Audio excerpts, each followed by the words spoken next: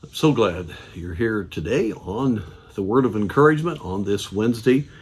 And today I would like to encourage us to have the right motives in our life. Now we know the ultimate motive is to glorify God. But so often we find ourselves pleasing ourselves even in the name of serving the Lord.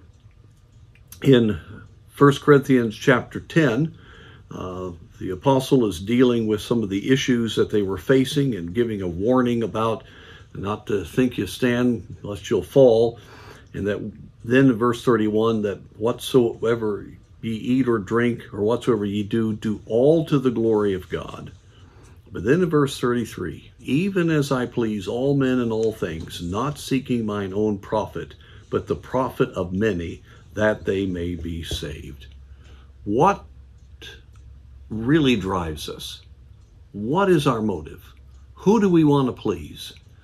You know, none of us want to admit it, but we've lived in a culture that very much focuses on pleasing ourselves.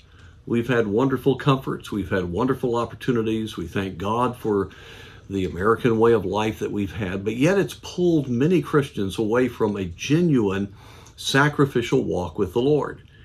And the Apostle Paul says we need to do all for the glory of God. And if we will, it's that we need to be seeking not our own profit, but the profit of many that they might be saved.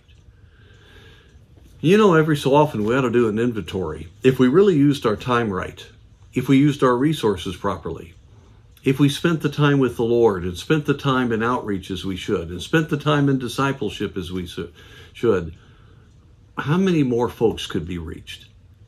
We say, well, we're so busy, but what about priorities? What about a proper order in our life? Those are good questions for us to ask. Because when we're more concerned about things going our way, that's when we get discouraged. Mark it down. Every time you get things are dark and you get down, it's because things haven't gone the way you want them. But for a believer who's walking with God, many times the disappointments are the very things that causes a believer who's spirit-filled to rearrange their priorities, realize that God's taking away one thing so that we can have another, helping us to realize that these things aren't that important, but reaching others is what really is important. And I'm telling you, there's nothing that is more encouraging than seeking the profit of others. Seeing people saved, seeing Christians go on for the Lord, and seeing them reach other people, and just being used of God to be a testimony in a very dark day. Oh, I'm telling you, when you get out of your own selfish little world and shake that off by the power of God and get all about the profit of others and giving of yourselves, there's freedom, there's liberty, there is the deepest of joy.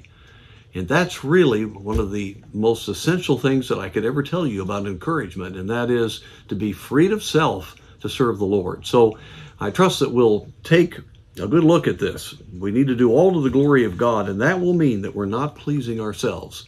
We're not trying to profit ourselves. We are wanting the profit of many that they might be saved.